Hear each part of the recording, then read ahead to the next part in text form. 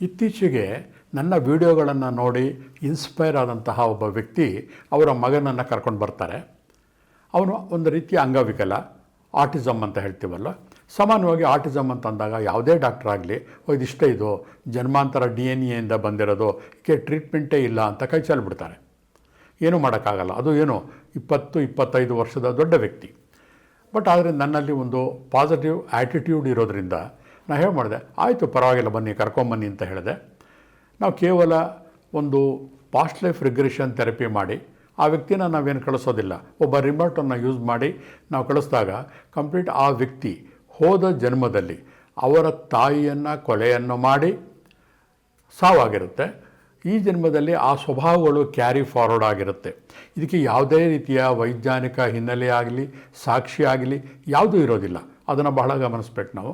ಆದರೂ ಕೂಡ ಆ ಒಂದು ರೀಡಿಂಗ್ ತೊಗೊಂಡು ಟ್ರೀಟ್ಮೆಂಟ್ ಮಾಡಿದಾಗ ಕೇವಲ 5-6 ದಿನಗಳಲ್ಲೇ ಆ ಆಟಿಸಮ್ಮಿಂದ ವಿಚಿತ್ರವಾಗಿ ಕೈಕಾಲುಗಳನ್ನು ಆಡಿಸ್ತಾ ಇದ್ದಂತಹ ಹುಡುಗ ಇದ್ದಕ್ಕಿದ್ದಾಗ ಕಿರ್ಚ್ಕೋತಾ ಇದ್ದ. ನೋಡ್ತಿದ್ರೆ ಭಯಂಕರವಾಗಿ ಹಿಂಸೆ ಆಗ್ತಾಯಿತ್ತು ನೋಡೋರ್ಗೂ ಕೂಡ. ಅದು ಗುಣವಾಗ್ತಾ ಬಂತು. ಫಸ್ಟು 15 ದಿನಗಳಲ್ಲಿ ಕೇವಲ ಒಂದು 20-25% ಔಷಧಿ ಇಲ್ಲದೆ ಗುಣವನ್ನು ಕಂಡಿದ್ದಾರೆ.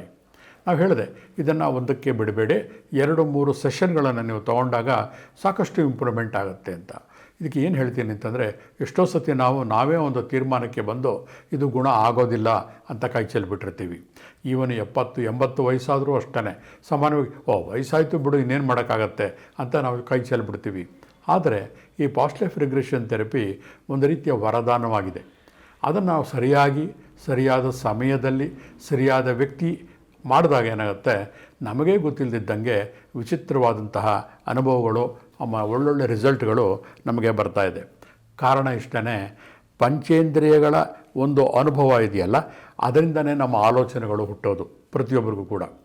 ನಾವು ಪಂಚೇಂದ್ರಿಯ ಅಂದರೆ ಕಣ್ಣು, ಮೂಗು, ಬಾಯಿ, ಕಿವಿಗಳಲ್ಲಿ ನಾವು ಏನು ಅನುಭವಿಸ್ತಾ ಇರ್ತೀವಲ್ಲ, ಅದರ ನೆನಪಿನಿಂದನೇ ನಮ್ಮ ಮನಸ್ಸಲ್ಲಿ ಆಲೋಚನೆಗಳು ಹುಟ್ಟುತ್ತೆ.